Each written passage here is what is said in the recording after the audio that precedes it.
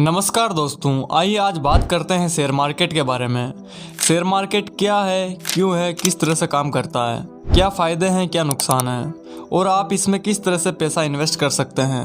What is share market? Stock market, share market और equity market, इन तीनों का एक ही मतलब है। दोस्तों, यह वह मार्केट है यहाँ पर आप किसी भी कंपनी के शेयर खरीद सकते हैं या फिर बेच सकते हैं। शेयर खरीदने का मतलब है कि किसी कंपनी के कुछ परसेंट ओनरशिप खरीद रहे हो, यानी कुछ परसेंट उस कंपनी के आप मालिक बन रहे हो। यानी उस कंपनी को कुछ प्रॉफिट होगा तो कुछ परसेंट आपको भी मिलेगा और नुकसान होगा तो कुछ परसेंट नुकसान आपका भी होगा। सबसे छोटे स्केल पर इसका एग्जाम्पल बताऊं तो मान लो आपने एक नया स्टार्टअप खोला है, आपके पास 10,000 रुपये है, लेकिन वह काफ़ी नहीं है और आप अपने दोस्त के पास जाते हो और बोलते हो कि तू भी 10,000 रुपये लगा और हम 50-50 पार्टनरशिप करेंगे। यहाँ पर आपकी कंपनी को प्रॉफिट होगा तो 50% आपको मिलेगा और 50% आपके मित्र को मिलेगा। इस केस में 50% शेयर्स आपने अपने मित्र को दे दिए। यही चीज़ बड़े स्कैम पे स्टॉक मार्केट में होती है। बस फ़र्क यहाँ पर इतना सा है कि आपके दोस्त के पास जाने के बजाय आप पूरी दुनिया के पास जाते हो कि मेरा शेयर खरीद लो। History purpose of shares. Share market की शुरुआत आज से करीबन 400 साल पहले हुई थी। दोस्तों, 1600 के टाइम पर डच ईस्ट इंडिया कंपनी थी। जैसे ब्रिटिश ईस्ट इंडिया कंपनी थी, वैसे ही एक डच ईस्ट इंडिया कंपनी थी, जो कंपनी आज नीदरलैंड से है। उस जमाने में दोस्तों लोग शिप के द्वारा एक एक्सप्लोरिंग किया करते थे। पूरी दुनिया का नक्शा डिस्कवर नहीं हुआ था, तो एक कंपनी शिप बेचती थी अपनी दूसरी कंपनी की खोज करने के लिए। ट्रेड करने के लिए दूर दूर तक तो हजारों किलोमीटर का सफर होता था। इसके लिए बहुत सारे पैसे की जरूरत होती थी। यह पैसा किसी एक इंसान के पास इतना नहीं था, तो उन्होंने ओपनली ऑफर किया, आप लोग पैसा लगाओ हमारी शिप पर। जब यह शिप इतना लंबा सफर तय करके किसी और देश जाएंगे, वहाँ से कुछ खजाना या फिर पैसा कमा कर आएंगी, तो एंड में कुछ शेयर्स आपको भी मिलेगा उन पैसों का। लेकिन यह काम बहुत ही रिस्की होता था दोस्तों, क्योंकि उस टाइम पर आधे से ज़्यादा जहाज वापस लौट कर ही नहीं आते थे, गुम हो जाते थे या फिर टूट जाते थे, कुछ भी हो जाता था उनके साथ। तो इन्वेस्टर ने देखा कि यह काम बहुत ही रिस्की है। यहाँ पर तो उन्होंने देखा कि एक जहाज में पैसे लगाने से अच्छा है कि 5-6 जहाज़ों पर पैसा लगाओ, कि उसमें से एक ना एक तो वापस आए। यहाँ पर एक जहाज मल्टीपल इन्वेस्टर के पास जाकर पैसा लाता था। कहीं ना कहीं यहाँ पर शेयर मार्केट क्रिएट हो गया। देखते देखते ये बिजनेस सक्सेसफुल हो गया, क्योंकि जिस कंपनी को पैसों की कमी होती थी वह आम लोग पूरे करते थे और यहाँ पर आम लोगों को और ज़्यादा पैसा कमाने का मौका मिल जाता था।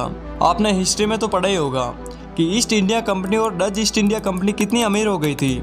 आज के समय में हर कंट्री में अपना एक स्टॉक एक्सचेंज है और हर कंट्री स्टॉक मार्केट पर डिपेंड बन गई है। What is stock market exchange? Stock exchange वह जगह है, वह बिल्डिंग है जहां पर लोग शेयर्स को खरीदते हैं या फिर बेचते हैं। दो तरह के मार्केट में से डिवाइड किया जा सकता है, एक है प्राइमरी मार्केट और एक है सेकेंडरी मार्केट। प्राइमरी मार्केट वह है दोस्तों, यहाँ पर कंपनी अपने शेयर्स को बेचती है। ये कंपनी के ऊपर निर्भर करता है कि वह अपने शेयर्स को क्या प्राइस पर रखें।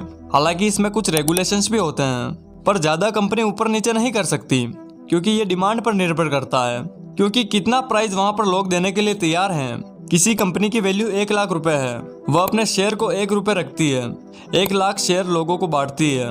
अगर उसकी डिमांड ज़्यादा है तो वह भी अपने शेयर्स को ज़्यादा वैल्यू में बेचेगी। How many shares can a company have? यहाँ पर ध्यान रखने वाली बात है दोस्तों कि एक कंपनी के हर शेयर की वैल्यू इक्वल होती है। वह कंपनी के ऊपर निर्भर है कि वह अपने शेयर कितने बनाए। 1 लाख वैल्यू अगर टोटल कंपनी की है तो 1 लाख रुपए के 1 लाख शेयर भी बना सकती है, या फिर 50 पैसे के 2 लाख शेयर भी बना सकती है। और वैसे दोस्तों, जब कंपनी अपने शेयर मार्केट में शेयर बेचती है, वह कभी भी 100% नहीं बेचती है। जो एक ओनर होता है वह हमेशा मेजोरिटी ऑफ शेयर्स को रखते हैं, ताकि उसकी डिसीजन मेकिंग पावर बनी रहे। अगर आप सारे ही शेयर बेच डालोगे तो सारे लोग ओनर्स बन जाएंगे उस कंपनी के, तो सब डिसीजन भी ले सकते हैं उस कंपनी का। किसी भी इंसान के पास 50% शेयर्स की ओनरशिप तो रहेगी, वही डिसीजन ले पाएगा। इसलिए कंपनी के फाउंडर्स होते हैं, कंपनी को प्रेफर करते हैं कि 50% से ज़्यादा शेयर्स अपने पास ही रखें। जैसे फेसबुक के 60% शेयर्स मार्क जुकरबर्ग के पास ही है। अब जिन लोगों ने कंपनी के शेयर्स खरीद लिए, अब यह शेयर्स को लोगों को भी बेच सकती है। इसे कहते हैं सेकेंडरी मार्केट। इसमें लोग अपने आप लोगों को शेयर बेचते हैं और ट्रेडिंग करते हैं। प्राइमरी मार्केट में कंपनी ही शेयर को बेचती है और वही भाव तय करती है। सेकेंडरी मार्केट में कंपनी कुछ नहीं कर सकती शेयर्स के भाव का, क्योंकि वह भाव डिमांड पर निर्भर करता है कि उस शेयर्स की डिमांड कितनी है और कितनी नहीं है। इसलिए डिमांड को देखकर सेकेंडरी मार्केट में शेयर्स ऊपर नीचे होते हैं। India's stock exchange. ऑलमोस्ट हर कंट्री में अपनी एक स्टॉक एक्सचेंज होती है। इंडिया में दो सबसे पॉपुलर स्टॉक एक्सचेंज है। एक तो बॉम्बे स्टॉक एक्सचेंज जिसमें करीब 5400 कंपनियां रजिस्टर्ड है, और एक है नेशनल स्टॉक एक्सचेंज जिसमें 1700 कंपनियां रजिस्टर्ड है।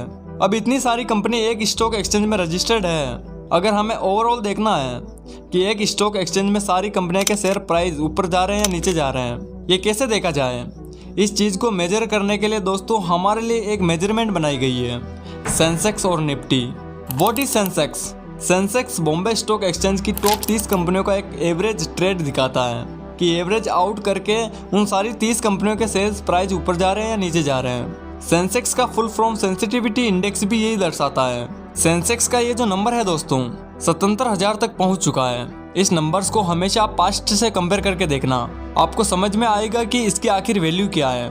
जैसे मैं आपको बताऊं कि सेंसेक्स की जो 30 कंपनियां हैं उसके सारे शेयर्स की वैल्यू मिलाकर एक नंबर निकलते हैं। जैसे 30 कंपनियां ग्रो करेगी वैसे वैसे सेंसेक्स भी ग्रो करेगा। अगर हम पिछले 10 सालों का अनुभव देखें दोस्तों तो सेंसेक्स डाउन टू अर्थ इतना आगे बढ़ गया है। इसके पीछे ये 30 कंपनियां काम कर रही थी, तब जाकर सेंसेक्स की वैल्यू इतनी आई है। ऐसे ही हमारा निफ्टी इंडेक्स है जिसमें टॉप की 50 कंपनियां शामिल है। इसमें भी कुछ ऐसा ही होता है, जैसे टॉप 50 कंपनियों के शेयर्स बढ़ेंगे वैसे निफ्टी भी बढ़ेगी। कुल मिलाकर 50 कंपनी ही एक निफ्टी है जो एक नेशनल के रूप में काम करती है। How to sell your company shares? अगर एक कंपनी को किसी स्टॉक एक्सचेंज पर जाकर अपने शेयर्स को बेचे तो उसे कहेंगे पब्लिक लिस्टिंग। अगर एक कंपनी पहली बार लिस्टिंग कर रही है तो उसे कहेंगे आईपीओ, इनिशियल पब्लिक ऑफरिंग, कि पब्लिक को अपने शेयर्स पहली बार ऑफर कर रही है। ईस्ट इंडिया कंपनी के ज़माने में काम करना बहुत ही आसान था, तब कोई भी अपनी कंपनी को लाकर पब्लिक के सामने शेयर्स को बेच सकता था। लेकिन आज के टाइम पर दोस्तों यह प्रोसीजर बहुत ही लंबा है और कॉम्प्लिकेटेड है, और होना भी चाहिए, क्योंकि अगर कोई भी इंसान अपनी फेक कंपनी लाकर लिस्टेड करके और कहे कि मेरी कंपनी की वैल्यू इतनी है, इतनी काम करती है वगैरह वगैरह, इसलिए यह होना भी ज़रूरी है, क्योंकि लोगों को कोई भी बेवकूफ़ बना सकता है और वह बन भी सकते हैं, और वह गलत जगह पर पैसा ना डाले, इस वजह से यह प्रक्रिया है। और इंडिया ने पहले भी बहुत सारे स्कैम देखे हैं, जैसे सत्यम स्कैम, 1992 हर्षद मेहता स्कैम। यह सब इसी तरह से लोगों को बेवकूफ़ बनाकर लाखों करोड़ों का कारोबार किया है। जैसे जैसे स्कैम होते रहे वैसे वैसे स्टॉक मार्केट भी बदलता रहा। इसलिए इस शेयर मार्केट के रेगुलेशंस अभी बहुत ही स्ट्रॉन्ग है। Securities and exchange board of India, SEBI, आप तो जानते भी होंगे, यह एक ऐसी संस्था है जो शेयर मार्केट को चलाती है, पूरे शेयर मार्केट का देख रेख करती है, और किन किन कंपनियों को रजिस्टर्ड करना है ये भी देखती है। मतलब कि पूरा अपडेट सेबी के पास ही है। इसलिए आप किसी भी कंपनी में पैसा इन्वेस्ट करें तो उस कंपनी के रेगुलेशंस एंड सेबी के नॉर्म्स को एक बार जरूर चेक करें। How can you by shares? अब आप कैसे स्टॉक मार्केट में पैसा इन्वेस्ट कर सकते हैं? ईस्ट इंडिया कंपनी के टाइम पर तो आप उस जमाने में जहाज के डॉक्स पर पैसा इन्वेस्ट करते थे और बॉम्बे स्टॉक एक्सचेंज में जाकर पैसा इन्वेस्ट करते थे। लेकिन अभी इंटरनेट का ज़माना है, इसमें पैसा इन्वेस्ट करने के लिए आपको 3 चीज़ों की आवश्यकता होगी। एक है बैंक अकाउंट, एक है ट्रेडिंग अकाउंट, एक है डीमैट अकाउंट। इन तीनों की आवश्यकता होगी आपको पैसा इन्वेस्ट करने के लिए और ट्रेडिंग करने के लिए। हम जैसे लोगों को रिटेल ट्रेडर्स कहते हैं। आप लोग जो पैसा इन्वेस्ट करना चाहते हैं स्टॉक मार्केट में, तो रिटेल इन्वेस्टर्स को हमेशा ब्रोकर की आवश्यकता होती है। ब्रोकर एक आदमी होता है जो बायर्स और सेलर्स को मिलाता है। हमारे लिए हमारा ब्रोकर एक बैंक भी हो सकता है या कोई थर्ड पार्टी ऐप भी हो सकता है, और तो और एक प्लेटफॉर्म भी हो सकता है। जब आप ब्रोकर के थ्रू स्टॉक मार्केट में पैसा लगाते हैं तो कुछ % ब्रोकर भी अपना कमीशन रख लेता है। इसे कहते हैं ब्रोकरेज रेट। यह ब्रोकरेज रेट बैंक्स ज़्यादातर 1% लेते हैं, लेकिन 1% भी बहुत ही ज़्यादा है, इतना होना भी नहीं चाहिए। लेकिन ऐसे बहुत सारे ब्रोकर हैं जो 0.01% ब्रोकरेज लेते हैं। यह ब्रोकरेज रेट उन लोगों के लिए डिसएडवांटेज है जो ज़्यादातर ट्रेडिंग करते हैं। लेकिन यहीं पर आप पैसा इन्वेस्ट करना चाहते हैं तो आपको 1% से कोई ज़्यादा फर्क नहीं पड़ने वाला, क्योंकि आपको एक बार ही ब्रोकरेज रेट देनी है। लेकिन यहीं पर आप ट्रेडिंग करते हैं, रोज कई शेयर्स बेचते हैं या फिर खरीदते हैं, तो आपके लिए नुकसानदायक हो सकता है। Investing versus trading. इन्वेस्टिंग और ट्रेडिंग दोनों अलग अलग चीज़ें हैं। इन्वेस्टिंग वह है जो कुछ सालों के लिए, कुछ दिनों के लिए या फिर कुछ महीनों के लिए आप शेयर्स को खरीदते हैं और होल्ड रखते हैं, और ट्रेडिंग वह चीज़ है जो कुछ पल के लिए शेयर्स को खरीदते हैं और बेच देते हैं। ऐसा बार बार करते हैं, इसे ट्रेडिंग कहते हैं। ट्रेडिंग करना खुद में एक बिजनेस का रूप है, क्योंकि लोग बहुत सारा पैसा लगाकर कुछ पल में ही प्रॉफिट कमा लेते हैं। मैंने भी ऐसे बहुत सारे ट्रेडर्स देखे हैं जो दिन के लाखों रुपए कमाते हैं। लेकिन इसे सीखना भी जरूरी है, तब जाकर आप ट्रेडिंग कर पाओगे। लेकिन इन्वेस्टिंग के लिए ज़्यादा सीखने की आवश्यकता नहीं है। Is share market gambling? दोस्तों, बहुत सारे लोग शेयर मार्केट को सट्टा या फिर गैम्बलिंग भी कहते हैं। क्या ये कहना सही है? तो मैं आपको थोड़ा सा समझाता हूँ। देखो, जब तक हमें किसी कंपनी के बारे में पता ही नहीं है और हम तो भी उसमें पैसा डाल रहे हैं तो हमारा पैसा जाना लाजमी है। इस जगह पर यह गेमलिंग ही है। और अगर हम सीख कर शेयर मार्केट करते हैं तो ये हमारे लिए बिजनेस का रूप है। इसलिए मैं तो कहता हूँ कि एक बार इसे अच्छे से पढ़ें और समझें, तब जाकर शेयर मार्केट में कदम रखें, वरना यह आपकी बर्बादी का सबसे बड़ा कारण भी बन सकता है। क्योंकि शेयर मार्केट कोई छोटा मोटा नहीं है। शेयर मार्केट एक फाइनेंस फील्ड का सबसे बड़ा हिस्सा है और इसे समझना इतना भी आसान नहीं है। यहाँ पर बहुत सारे लोग ये करते हैं कि लोगों की बातों में आकर पैसा डाल देते हैं और उनका पैसा डूब जाता है। फिर वही लोग कहते हैं कि ये तो शेयर मार्केट सट्टा है। तो ऐसा मत कीजिए दोस्तों, पहले सीखिए फिर करिए।